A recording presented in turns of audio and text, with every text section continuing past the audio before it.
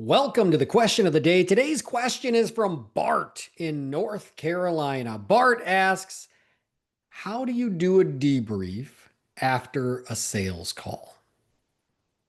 Great question, Bart. Thanks for submitting that. The debrief. When I think of the debrief, I think of the NFL. So professional football. So professional football is like the best business model that I can think of. If you think of the NFL, think of how hard it is to get into the NFL. To get into the NFL, you have to be the top 1% of the top 1% just to get into the NFL. And once you're in, like you're not actually in yet. You're on the practice squad, right? And so you have to shine on the practice squad because there's a bunch of other people that are trying to make the final roster. And once you make the final roster, that doesn't mean you're starting. That means there's a bunch of other people that do the exact same thing you do, and they're all vying for that spot. But once you get that spot, you got that target on your back, and everybody's trying to become the starter over you. And everything is on TV and millions of people watching and TV shows that Monday morning quarterback, what you did or didn't do, right? Because everything's on video. We can see if you did it or didn't do it. And if that's not like cutthroat enough, there's a draft every single year simply to find somebody better than you, somebody younger and somebody better than you are. So I like looking to the NFL. Like, how do they do things like this? So the debrief. The debrief would be checking in after a call. What worked, what didn't work. So in the NFL, here's what this looks like. Quarterback. Watch the quarterback. When they're driving down the field, whether they drive all the way down and get a touchdown, or they throw a pick six and it goes the other way, no matter what happens, the same thing happens after every single drive.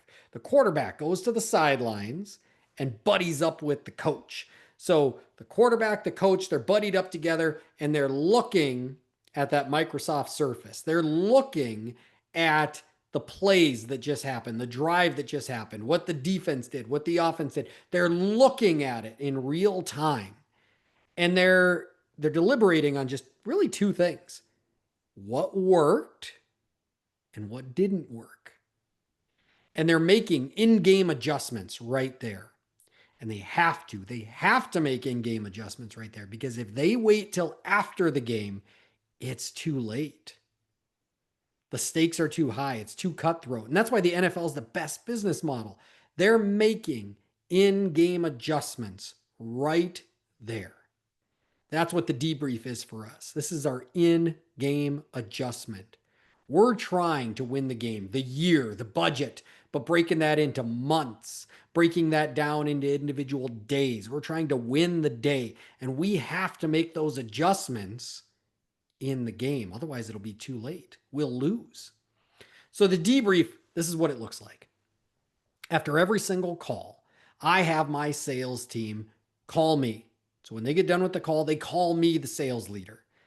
And I simply ask just two questions. This isn't rocket science. This is pretty simple. I just ask two questions. First question I ask is, what went well? What worked? And they'll tell me, like, what went well? This went well, that went well. Like, now, naturally, we're wired negatively. Like, usually I don't even have to ask the second question. They'll slip into the negatives of like what went wrong on the call. But if they don't, I'll ask the second question. The second question being, if you had it to do over again, what would you do differently? So I don't say like, hey, what sucked? Or I don't say like, what could have been better? I say, if you had it to do over again, what would you do differently? That gets them thinking about, if they could replay that, what would they do differently? That's their opportunities right there. And now they're coming up with the opportunities, not me. It's not my feedback. I'm not beating them over the head. I wasn't even there, right? And so they're looking back at their call and thinking, what could I have done differently? These become the things that now we can discuss and I can offer some feedback, right? So let's take an example. Let's say what could have went better? And they say, well, I got to presenting options and then she had to go pick up her kids from school. So I didn't really have time to present. So I was rushing everything and she couldn't make a decision. Well, then as we're discussing this, now we can look back and we can say like, well, did we set a visual agenda at the beginning? Did we lay out what was going to happen on this call? Did we put a time frame on this of how long it was going to take? Did she have any idea, or was this running into her time to pick up the kids? We could have sussed this out really early if we'd have done that, right? So that's just an example.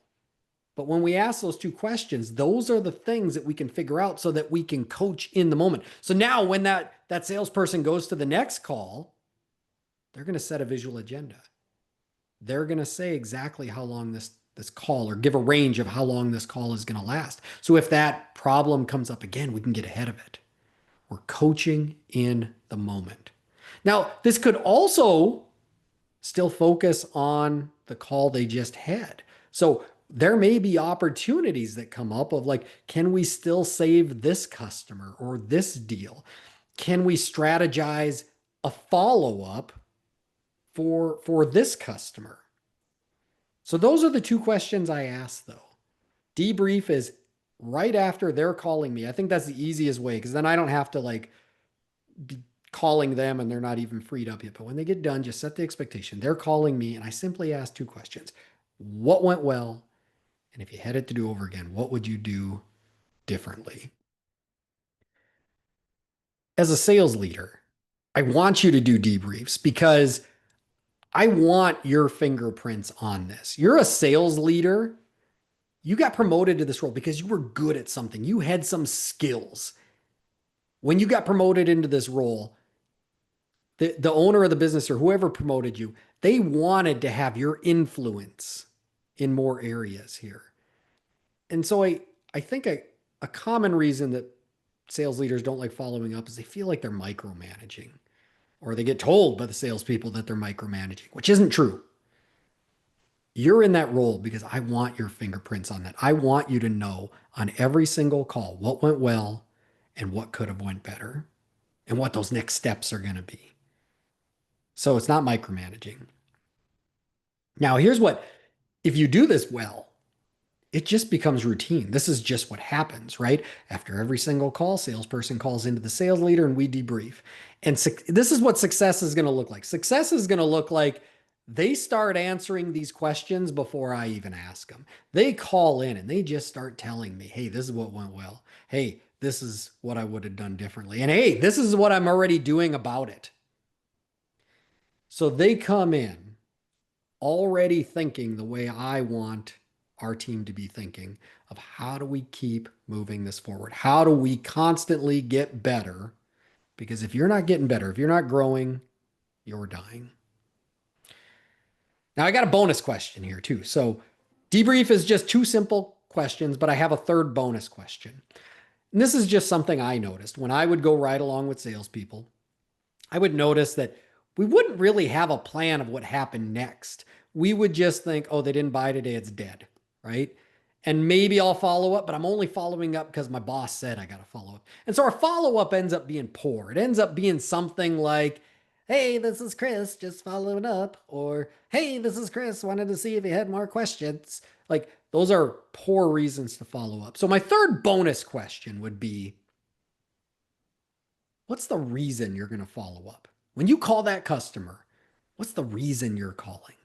Because it has to be a good reason. It has to be a customer reason. It has to be something they care about. It has to be something of value, new information, a new option, a new promotion, there's something new, something of added value, which is the reason you're calling. And so get your team in that mindset of, why am I following up? What's the reason I'm following up? So those two questions make up the debrief, and then hey, a little bonus question of planning our follow-up here. This is not hard. Nothing hard about this. I didn't give you any secrets of the universe here. Nothing here is rocket science. The hard part is the consistency. But the beauty of this is, it doesn't have to be perfect. If they call you right after the call and you're in a meeting, you can call them back. right? Like there's probably some drive time between the next call. You can call them back. The idea is you just want it to be relatively close to the call so that it's still fresh in their head. And if we miss one or two, whatever. If you're getting 9 out of 10, hey, that's better than 0 out of 10. So nothing here is rocket science. The hard part is the consistency. But the teams that are doing the debrief are constantly getting better, just like in the NFL.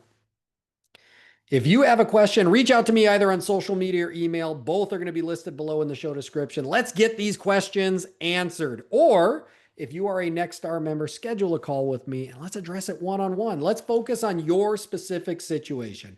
I'm Coach Chris. We'll see you tomorrow.